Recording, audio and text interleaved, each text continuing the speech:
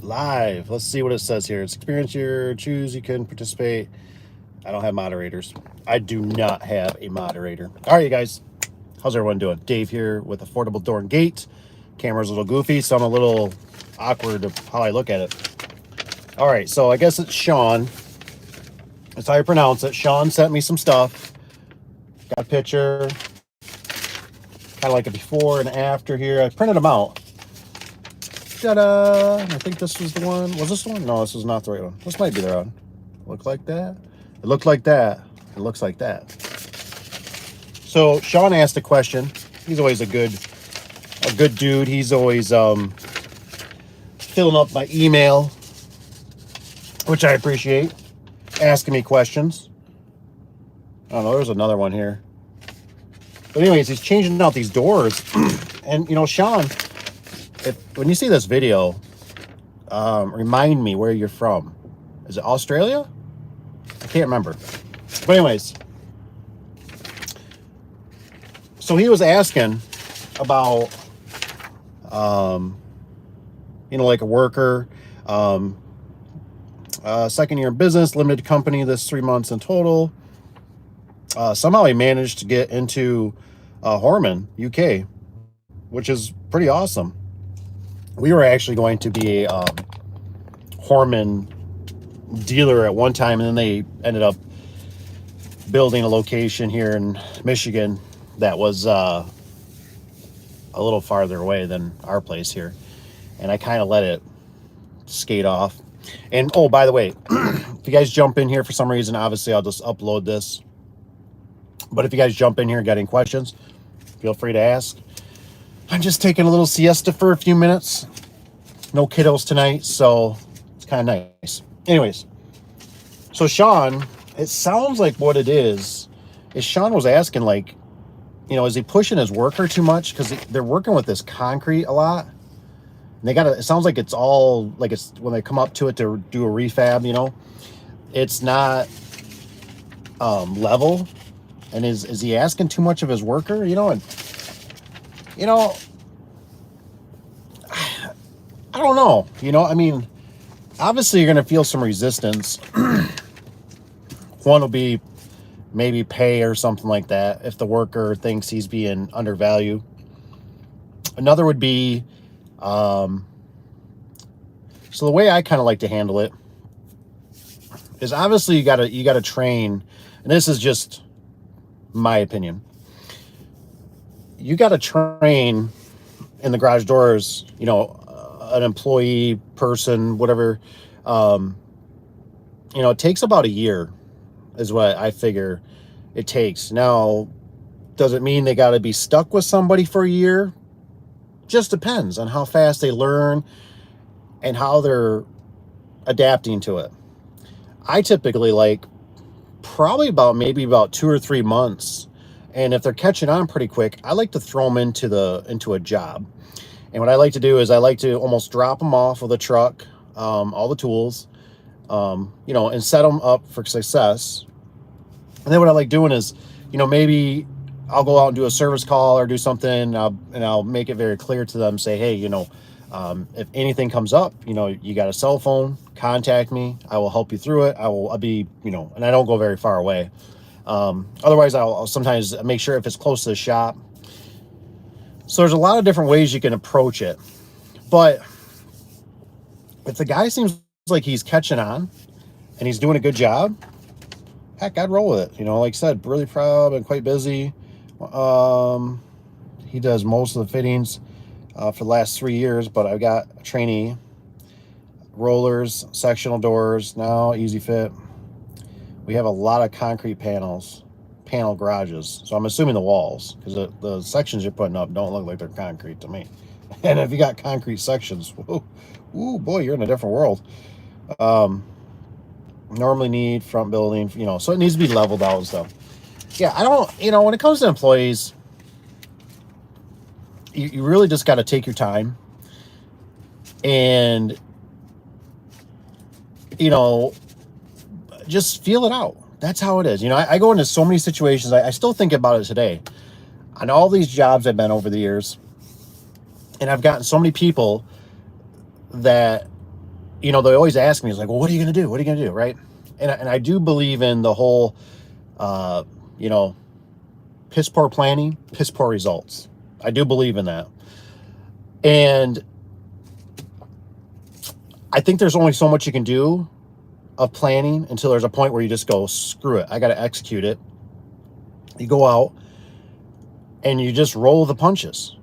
Now, hopefully, what I have learned is that anytime you go in the boondocks, far away from resources, Lowe's, Menards, Home Depot, any of your box stores, any of your hardware stores, you're asking for trouble. You know, because with the garage door industry, you know, if you need a torsion tube, it's not like an Ace Hardware has that. Checklists are like a vital thing. I was just, what was I watching the other day? And somebody, I don't know, I think we even had the experience with our own vehicle, one of my personal vehicles. You know, the oil wasn't topped off. And I'm like, you know, I'm in the car that, you know, the oil light came on and it's like, you know, we paid for service. And it's like, how does this even happen? Like when I worked at an oil change place years ago when I was a kid, you know, we did it was called a crew chief. You know, somebody had to check the drain plug. Somebody had to check the oil after you did it. You know, you had two set of eyes. And I always learned at the shop even, now we don't implement it that good. The guy that kind of runs it, you know, it's good in theory, but you got to stick with it. Is like you almost need to have everything go on a truck and you have a checklist, right? One person goes through it, maybe the installer. And then you need to almost have somebody come out and, you know, also verify that all that stuff is there. I used to load up the trucks a lot for guys, and I found that was kind of a problem. For some reason, I remember it was like always an issue because I don't know how to explain it. Sometimes with the employees, I don't know. You guys can let me know. And so, hey, right on, bro. I see. Thanks. But you know, with the employees, so like this is my theory. Take it with a grain of salt. So like we used to do these things. We call them details. I don't know what you call them, but you know, basically we go out, we look at a garage door, we measure it and everything, and then we proceed to order the garage door. We call it a detail. We're going to go out and do a detail. And I tell you, all these times I used to have these guys, like, it was like the salesman would go out, and I remember he would do the detail, or I would do the detail, or my foreman would do the detail. And I remember then the door would come in a week or two or three, whatever. Look at these. I don't know if I can change the camera around. Check this out. Can you see that truck coming? Oh, I wish the camera would zoom. Look at that. That thing's running around as a screen. Look at it. It changes. It's insane. I've never seen one of those. It's the second time I've seen it.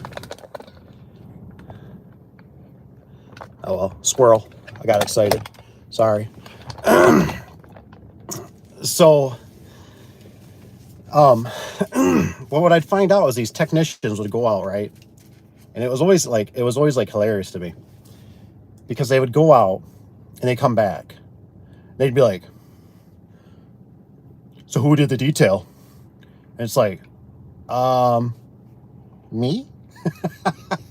Or, I think it was this guy, Ben, TJ, whoever, right? And they'd be like, oh, well, you know, it didn't need low headroom track. You know, I could have got standard in there. And it's like, whoa. Sorry, big shot. Sorry. You know, I mean, didn't mean to offend you, but we went with low headroom track because, you know, we would rather be on the safe side than on the bad side. So what I always learned is I would literally start letting the guys that were going to do the install, you know, sometimes it would change because somebody gets sick or something something happened. But I remember, I'd let them do it because then it's like they came back and they hardly had anything to complain about. Yeah, they missed some parts or something happened or forgot weather seal. But it was like, I remember it seemed like it took off that whole edge where they wouldn't come back and be like, Who did that detail? Who did the detail? Well, you did the detail. So that was always kind of, it was humorous to me. Oh, man. Learning as much as I can. Oh, I love it. What? I brought out, what is that? What's the IHR? What's it, 15 and 12 today? What does that mean? Is that what you work today? Dang, man. Hope you're not working that long. That'd burn yourself out. You got to have some family time. I've done it. I've done it. Especially when you're grinding and you're busy. That's for sure. So, anyways, I just wanted to jump on here. I wanted to tell Sean. I think I'm saying it right, Sean. It's like Sean or something like that. I say it's Shane, but wife says Sean. So, Sean, I appreciate it if I'm butchering it. Please don't murder me. You know, I'm not good with names. I'm horrible with names, addresses. I remember your face, though. So if you're on America's Most Wanted, watch out, because I'm coming for you. So, but yeah, if you guys, like I said, you got any questions, I just like to jump on here, shoot the crap with you guys for a minute, read your comments afterwards. Oh, there was a live stream. Yeah, I know. You know, I don't have 1 million subscribers. I'm sorry, you know, and it doesn't notify you and all this kind of stuff. And I'm not that tech savvy. But yeah, so, oh, and if you've been following the channel at all, just to let you know, I did that fire door. We got it working. It's working sweet. But I definitely will not be doing another Wayne Dalton fire door that was like in that video. Their other system is fine. It works. It's great. I actually enjoy it. But whatever they sent us, some clickety-click, ratchety-ratch thing, did not like it one bit. So you guys will have to let me know in the comments, though, how you guys been doing with, like, I'm kind of curious because I haven't gone back to the LiftMaster, and I wonder how LiftMaster is holding up out there. I'm still seeing a lot of glitches. You know, that's kind of why we went away from them. And you know, I was just talking to the boss man the other day, and I was telling him, I said, you know, the biggest thing I always ran into with this business, this industry, is it is. It's like I already seen somebody the other day. Hey, appreciate the like. And this business is always like, it's always so laggy. Like, I mean, you know, like the new cell phone comes out, the new this, the new app, I mean, there's just like all these innovations, and it's like the garage door industry is like, we can print you a sticker, and, you know, we can build you this, or I don't know. I don't understand why it feels so slow, but it just, for some reason, has always been like that to me, at least to get things fixed and processed. But, you know, it's like one thing I've noticed, and maybe this will help you out if you're starting out in this business, or you've been in this business, and you know, there were so many things in this business that I literally thought I was going psycho. Like, I'm the only, like, I must be the only one that thinks of stuff. Like, I'm just like, I'm pulling my hair out here. But, like, you know, you get these salesmen, right? They always, you know, oh, you know, oh, here's some brochures, you know, and oh, here's a t-shirt, and here's a hat, and, you know, and you're, oh, here's some pens and paper, and, you know, all these things. You know, hey, you want to go to lunch? I'll buy, you know, and you're like, oh, okay. And, you know, you do all these things, right? And I remember one guy, he kept buying me like these dinners, and I was naive, right? And I kept thinking, like, I'm asking him, I'm like going, like, so, like, you know, these genie openers, like, have you had any problems? Oh, yeah, they're great. I mean, we have like 1% return back, you know. Yeah, and I'm like, oh, yeah. You know, and looking back, it's like, this guy, he don't care. He's just trying to make a sale. I mean, it just, you know, he works off commission. He's padding his pocket. And, you know, so we get them. We've had some issues. They're not perfect. There's nothing that's perfect. I understand that. But at least they are the cleanest shirt in the dirty long and dirty basket. That's what it seems like. So we'd buy them, you know, and then this guy, he leaves. And I mean, it's like these guys come and go. I remember they sent a LiftMaster. We used to have this one guy named Dennis. Dennis was okay. He was a grouch, but he seemed methodical, right? He seemed like he understood things. And I remember he ended up, he retired. He was older. And now we get this young kid, right? And I remember this young kid, like, I don't know what he brung him, but he's bringing like a photo eye or something. And he's like, oh, this thing's like, and I'm sitting there looking at that and I'm like, where'd you make that photo eye? Like, it looks like you made it for California. Us Michiganders deal with a lot of snow, harsh winters. Yeah, that thing ain't gonna work. I mean, it's just not gonna live around here. And so he was like, oh, and well, it's. Do you want to order some? And I'm like, not really. You know what I mean? I mean, just he was young and he was just so far out. And I noticed it when I went to their, we went to that big seminar. What was that book that carries it? But anyways, we went to it, and the Genie people are really helpful. But man, I tell you what, the LiftMaster guys, they were just like young kids. They were kind of stuck up. You go in their booth, it didn't seem like they just wanted to oh, look at this, but couldn't give you in depth, or it didn't feel like they even cared, or saying what kind of problems you seeing out there, what are you experiencing. And it's like for me, I'm sure as for you as technicians,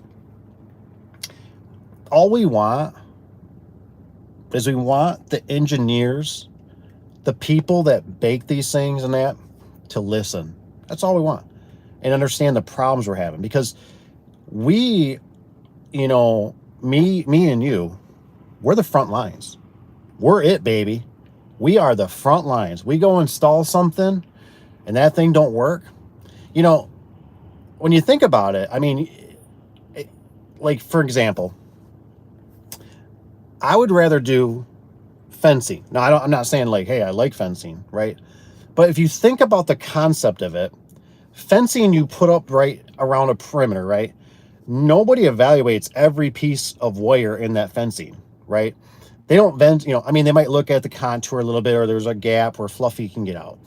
But a garage door, every day, a garage door opener, open and close, open and close, vibrations, power outages, light bulb changes, and messes up the frequency of these darn things.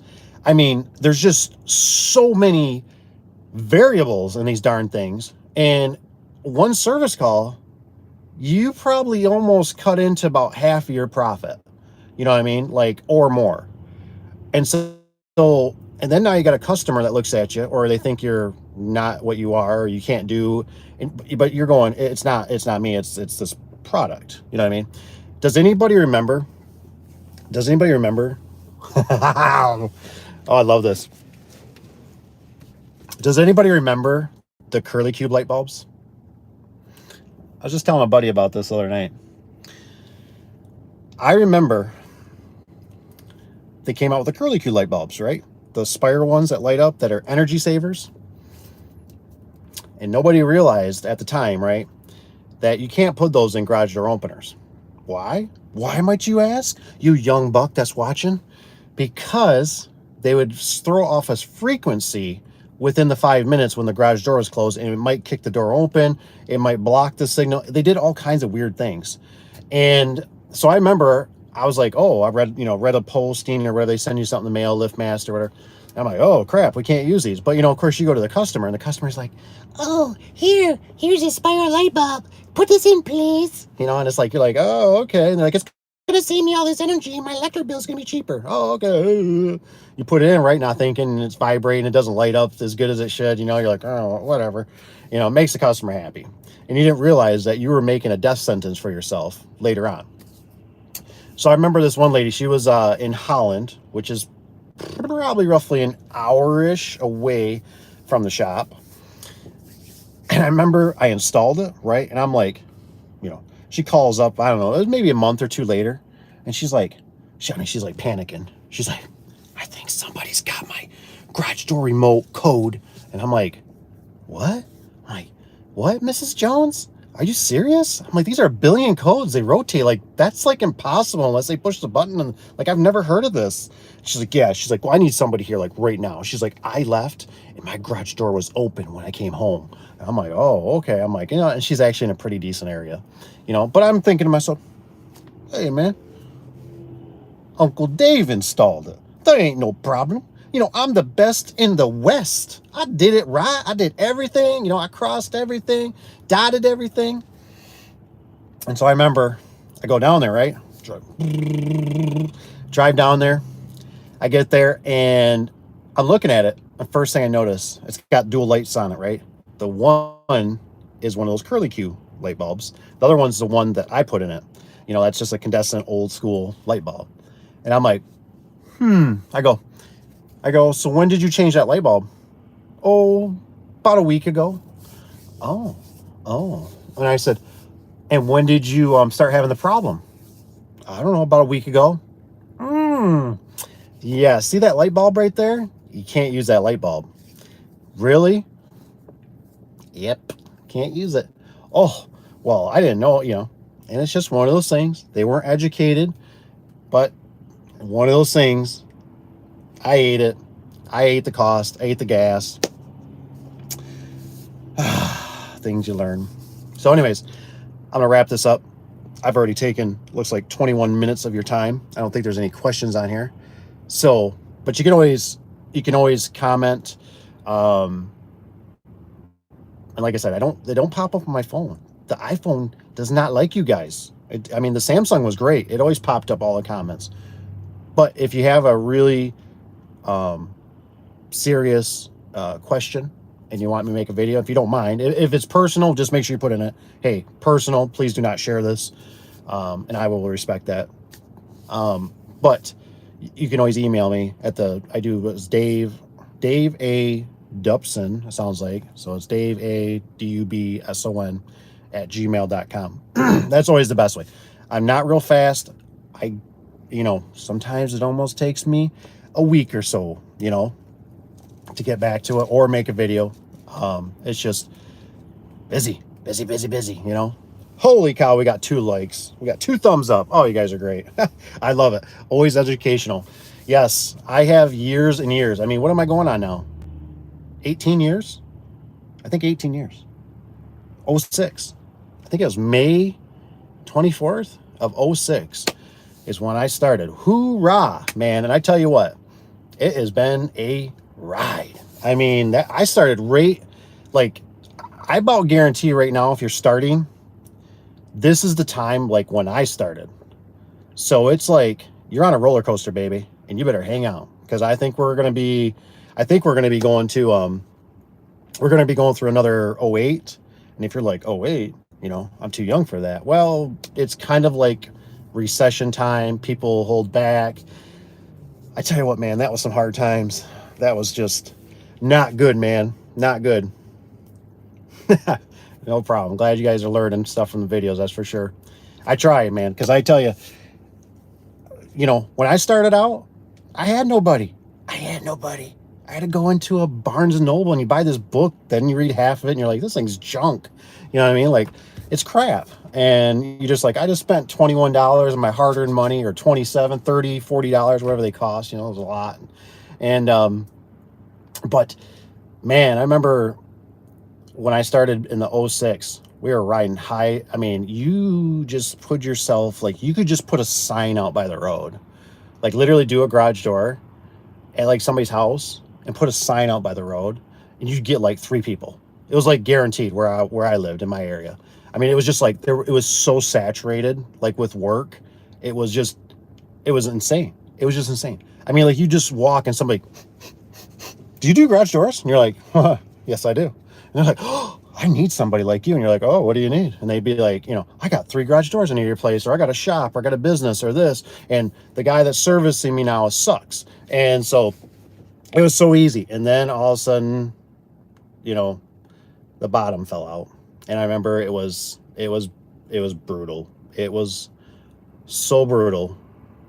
I remember when we were, starting out, we were doing stuff so silly. We were taking paychecks, every, hey, you want to make, how much money you want to make this week? You want to make $300? Yeah, that sounds good. Next week, something be going good or whatever. Hey, you want to make, how about 400? Yeah. And then, we were working for this guy we got in with, and this is one of those things I tell you again about the whole distance, right?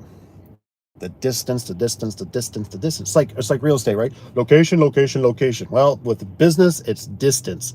Because the thing is you might not notice it right now, but you're touching things. You are physically, and every time you go to somebody's house or you go to a location, it's liability. Liability, man. And your car leaks oil on the brand new asphalt, or it leaks oil and they don't notice it for 3 days later, or the other contractor that was there before you leaked oil and they, you know, I mean, or the door comes off track. And now you're like, you know, I'm doing great. I'm just going here. I'm so busy, right? But you don't realize that you're losing work close to home, and you're also making liabilities far away from home. So that's what's kind of scary about it.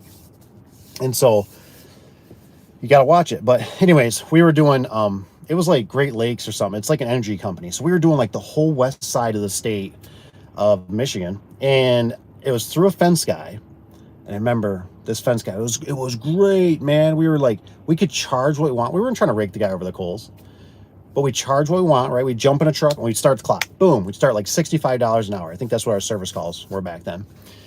And we'd be cruising, right? We'd be jamming some music, 2 dudes in a truck. I mean, life was great. And so we'd be cruising, doing all this work, and the guy would just, boom, send a check, send a check, send a check. I mean, the money was just flowing. It's like, wow, this guy doesn't even hesitate. He just pays. Well, all of a sudden, we weren't paying attention, and all of a sudden, this guy racked up $10,000.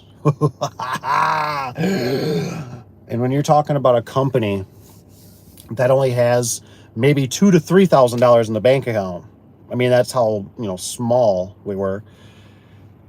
And then this guy, all of a sudden, I remember the last one, he's like, my business partner, he was like, hey man, he's like, this dude's got to pay. Like he needs to pay us. He's racked up $10,000 in debt right now, or invoices, and he needs to pay before we go to this next one. I'm like, oh no, man. I'm like, we got to get this taken care of. He's calling. I mean, he needs this fixed for the customer. And sure enough, I called him out and I was like, hey man, I was like, you know, you need to pay some of these invoices. Oh, well, you know, blah, blah, blah, you know, and his tone totally changed. And that's one thing in this business that a lot of guys don't understand, is that we are always typically, like, the money's always in front of us. Like carrot is in front of us. Like, we go do the work, but are we going to get paid? Right? And there's all that whole macho thing, right? You know, well, I'm getting paid, you know, one way or another. Yeah, well, when you've been doing it for a long time, and you know, even if you get 50%, right? And then you finish a job, and I mean, if you're a seasoned vet, you know how this, you know, somebody's got to leave, or, you know, and they don't, well, can I pay you later? Can you know, and then you got to track them down. I mean, it's just, it can be pretty squirrely. That's why loyal customers are your best customers. Like, nobody ever, I don't think there's ever, like, I've never had anybody in the business that was always like, hey, I understand why, you know, loyal customers, even though they're a pain in my butt, even though they do these weird things, but you know what? They're loyal. We know how their system works. They pay. I mean, that's the beauty. Every time you deal with somebody new, residential, and I don't know, maybe you guys are seeing this too, but, you know, I still think about, like, I've been getting scammed a lot on, like, cash customers. Like, I'm like, oh, you know, we should, you know, cash customers are good. And I feel like the cash customers are like, I don't know, not all of them, but it's like, there's hidden, like, you know, we had a guy one time went out to one, and then, oh, well, I don't got quite all the money. So maybe you don't even have a credit card because your credit is shot, and you can't even get a credit card. You know what I mean? Just weird things you have to keep you up at night. There's no doubt. You guys see that little Homer Simpson where it says, like, somebody has a job, sleeps real good, and they show Homer Simpson sleeping in the bed, and it's like, he's like, entrepreneur, you know, this and that, I gotta make signs. I mean, isn't that the truth? That's how it goes. Oh man, that's great. So anyways, who was that? Brett? No problem, Brett. So, all right, you guys, I'm gonna get out of here. It's starting to get dark. I see the lights are coming on across the street. I'm gonna go home, do a little relaxing. So, Sean, appreciate you, brother. I mean, you're always there for me. You're always asking the questions.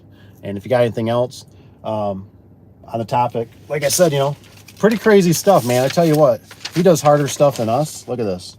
And you know there ain't no side room in this crap. Look at the headroom on this. That is what I call a nightmare. Sloped. I mean, my goodness. That's some gnarly stuff, dude. That's got to be some low headroom track, you know. And I know Sean has sent me some pictures even, and some of the stuff he shows, like in his pictures, I'm sitting there kind of going, what the hell is that? Like, is he trying to sell me something? Like, I'm going, what in the, like, he's got some crazy stuff, man. I almost, like, if I ever get the chance, if I ever come over, I'd love to hang out with them and look at what those guys are doing, help them out, you know, get my hands dirty and shake his hand for sure. Because man, I thought we had it bad over here. Sometimes we got the Heights that's got sometimes doors. They got the full swing doors, and people don't like how I tear the springs off, and I do weird things, and the jams are always normally kind of rotten, but we don't have to deal normally with concrete. So, man, my hat's off to you. So, all right, you guys, what do you got here?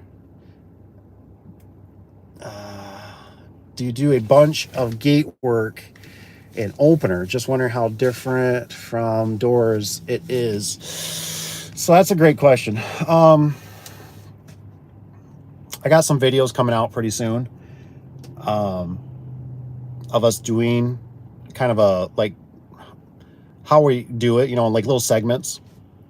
But we do, gosh, I don't know. We do almost like, it's almost 50%, but it's not quite. So we're a little under, but you know, I'd have to almost like sleep on this a little bit to give you more of a better opinion on it. But I tell you what, the problem we're running into, at least here in the States, is that the gates, the gates are, you're getting more safeties on these gates. And for us, we're having the inspectors are being more trained, and they're also somewhat educated, but they're kind of not. Like they you know, they walk in with kind of like certain, like, well, it's got to have this, it's got to have that. Well, it does. But you're running into almost to a point where we're getting so many safeties on these things. It's hard to keep, especially in Michigan. You know, if you live where, like that SOS guy, other garage door guy, you ever see his videos? Yeah, that guy. I think he's like in sunny California. You know, I don't think he sees any snowflakes. But well, he might see different snowflakes than we, you know. Anyways, but anyways,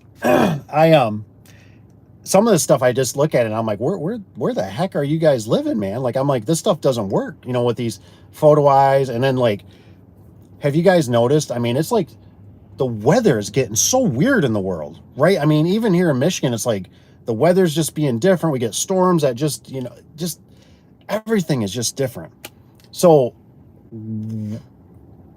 I don't know. The gate work, like I said, it's good money, but you better stay close to wherever you're working, because if they fail and you got to go a long ways. Like I had a guy just reach out to me and he was like, hey, how much for this gate? And I'm like, I told him, I was like, buddy, I was like, I like working for you. I was like, you're a cool cat. I said, but this job is like a little bit on the far end. And it was like only an hour and some change away.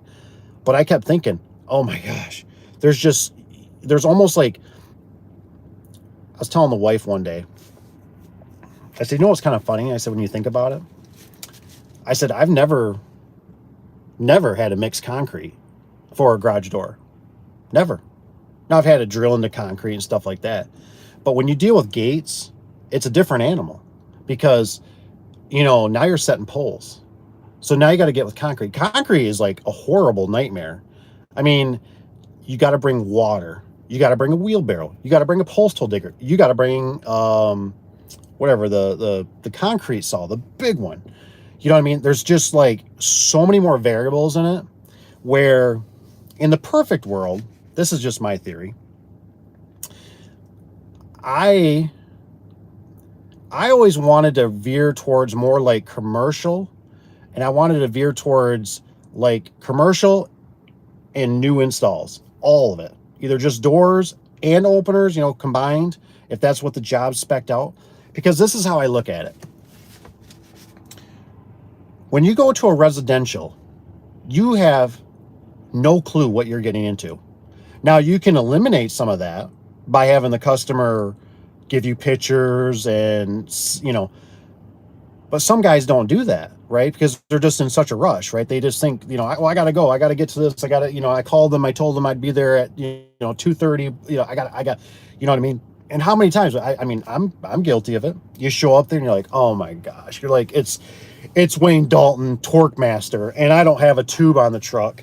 So all I can do is a spring conversion, but I can't do a spring conversion because I need that stinking tube, right? So there's all these things, all these variables. But when you do commercial, either you're going to get a print and you're going to look over the print, and then you're going to tell the builder, now this is where you got to get shop drawings, or a must. They have to be signed. The invoice or whatever you're going to bill them needs to be signed. So everybody's understanding. So in 3 months, 6 months, a year, whatever it is, this thing gets built. You can come back and say, hi, Mr. Builder. Yeah, see this piece of paper? Yeah, there was no building there. I don't build the building, but it shows you on this shop drawing, I need this much headroom, and you didn't provide that. I don't know where the confusion is. We're gonna have to fix this, but this isn't on me. I didn't, this wasn't on the secretary. This wasn't on the vendor. This wasn't on me. You signed off on it. Did you not see this? I mean, I thought we were understanding, even if you got to go in there and meet them, all this stuff. But so anyways, but what I get with garage doors, when you do the commercial, is like, you can literally spray some oil on a brand new garage door and you can get away with a lot. Like, it'll last a year without squeaking and stuff like that. It could be the track is too tight, whatever. But you got a year of a brand new product, right? When you go in and you deal with something that's used, like I had a guy one time, this was a residential we did, and it was through Lowe's, and it was too far away.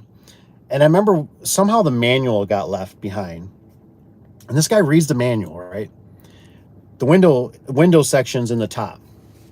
And he's livid. Like, I've read the instructions and it says the strut has to be in the middle, and it's like, who in the hell wants a strut in the middle of their windows? I mean, seriously, right? And I remember this job, I was so ticked because we had to make a special trip up there. We also had another job to do up in there. And I mean, this job was like 2+ hours away. I mean, it was ridiculous what we were doing. So I brought the full big truck, and I remember a chunk of angle came out, scratched my tailgate. I mean, creased it horrible because it got between the trailer. And I'm just livid, right? I'm like, oh my gosh, we're just losing money after money. And now this truck's got a nice crease in the tailgate. We just took, $300, $400, $500, $600 off this truck because now the tailgate's got a nice crease down it with, angle iron. Thank you. And so we get there, and I already told the guy I was working with, I was like, look, I'm going to let you talk to the customer because I know this whole situation. We've tried to remedy this. I already had a sub that worked up in that area. And he's like, I don't think he's happy with me. I think you're going to have to come. He needs like a different set of eyes. I don't think he understands. So we go up there. He's complaining something about weather seal, and the door is noisy, and the strut is in the wrong spot. So we get up there, and I remember I let the one younger kid that was working with me, he's talking to him, and he's really good. He was a smart kid. And he's like, yeah, well, and he's explaining to him. He like disconnects the opener, doesn't even make the door run. And he tells him, he says, hey, see, he goes, that noise is your garage door. That's things like 20 years old, your garage door opener. That's what's making all the noise. And he's sitting there on the chair, well, blah, blah, blah, blah, blah. And I just come unglued. And I'm not a guy like that. I don't like to do that. And I finally walked over to the guy and I said, here's the deal, man. I said, what do you want? What do you want? I said, do you want a new garage? Like a whole new garage? What do you want? And he's like, well, and I said, you don't put the strut. I said, we're not putting in the middle. I said, you'll block your window. I said, it's fine. Right on the top where the opener's pulling, it's fine. Oh, well, I guess just put the weather seal up. And, and the weather seal, what it literally had fingerprints on it from the guy. Now, that's not right. I agree. But it's wintertime. It's nasty. It's cold. We literally shot that other trim on there. We yanked the other stuff off. We only had so much. And I'm literally like, some of this trim is like splitting a little bit. Not horrible where you're like noticing it, but it's like you're out there nailing this in a blizzard. It's, negative some degrees out. And it's like, this is stupid.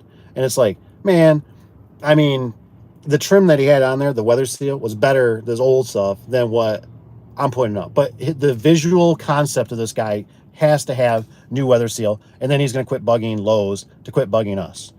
Just stuff like that, But with commercial, what I've always found, is it's all more methodical, right? It's a lot more money. There's a lot of headache. Don't get me wrong, but it's like, oh, you can predict it, right? And that's what I always liked was I thought, hey, I'm gonna roll these jobs, so it's like, like, okay, we're coming up on this job. Now we're going to bid this job, right? And this job's coming up. Then we're going to bid this job because this one's still 3 months out. And you just keep rolling it, and then you run a crew, and then it's just, you're dealing with new stuff. So it's you're like, you're done. I mean, not to say something can't happen, because it does. An opener quits work, and the Genie, commercial openers were notorious. I was always scared about those losing their limits, because sometimes it's still a 50-50 with me, but a LiftMaster, it's got the old limit nuts in there. Those are pretty hard to beat, you know what I mean? But the Genies, with them learning, it's like you go to unplug it, and it's off a generator, which they tell you can't do, and all this. And I'm thinking, I don't know why, because who in their right mind, like, just make these things more robust. But you were dealing with new product, and you knew what you're going back to. So if you didn't finish that day, like typically when you're on a commercial job, you're starting to go through the product and all that kind of stuff. And then you also, like, you're already going, shoot, man, like, we don't have the springs for this door, and then you call somebody, and they say, hey, they're here at the shop, or they're at the warehouse, at the vendor. They're going to drop them off tomorrow. But you can move on to another door, right? And you can keep your guys going. That's what I always liked about that stuff. Not always. I mean, certain things come up, but it's just, all right, so what do? Do new residential housing and love it. New, a bad day, you pull up to a Wayne Dalton paperback door. I remember the first time I heard that, a paperback door, was a guy that was he was literally, we were at Subway, we're standing in line, it's another garage door company, and I remember he goes, we're just sitting there and go, oh yeah, so we were just being garage door techs, you know what I mean? And he's like, I'm like, what do you guys, oh man, he goes, we work on those paperback doors. I'm like, paperback doors? Like, what are you talking about? The 9100 Wayne Dalton. And I'm like, oh yeah.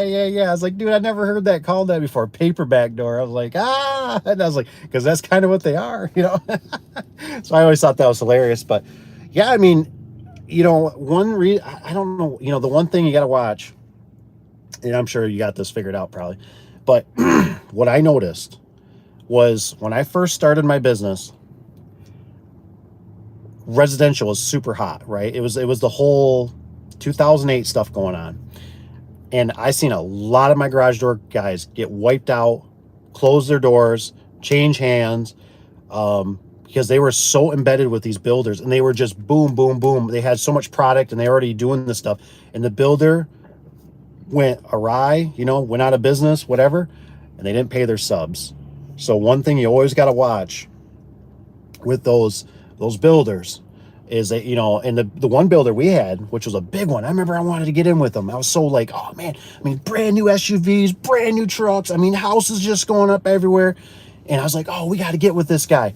And then I come to find out a couple years later, my buddy that was working for another garage door company, he's telling me, he's like, dude, he's like, they were the worst. He's like, we had so many doors with him, and then he would make us, like, literally before they bring the backfill in, he says, for a garage, he's like, I'm on a 12-foot ladder hanging the garage door. And I'm like, what the hell are you doing? He's like, yeah. He's like, no, I'm serious. He's like, we'd have to hang like bolts in the bottom of the track, and we'd stack the door because we had to get it done, or he's going to find somebody else. I'm like, man, I'm glad you guys were doing that, not me. So, but the nice thing about when you do residential too, if you do new installs, and typically you're dealing with the same builder, the jams are going to be right.